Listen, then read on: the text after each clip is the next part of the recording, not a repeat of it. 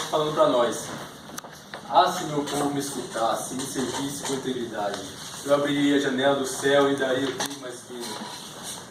Se nós, na nossa vida cotidiana, às vezes a gente não se entrega totalmente a Deus, passa tão desapercebido.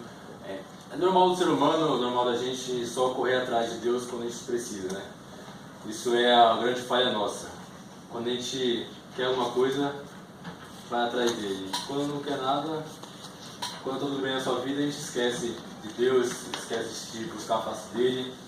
E se a gente buscasse sempre a face de Deus, como se ele fosse nosso amigo, que ele é o nosso melhor amigo, quando a gente precisasse, não passaria tanta necessidade na prova que a gente passa sempre quando passa por essas tribulações, momentos difíceis na nossa vida. Então, cantemos essa tarde como se fosse uma petição a Deus, falando o quanto Deus é fiel na nossa vida, na sua vida, e que podemos mudar nosso hábito da amizade com Deus. Amém?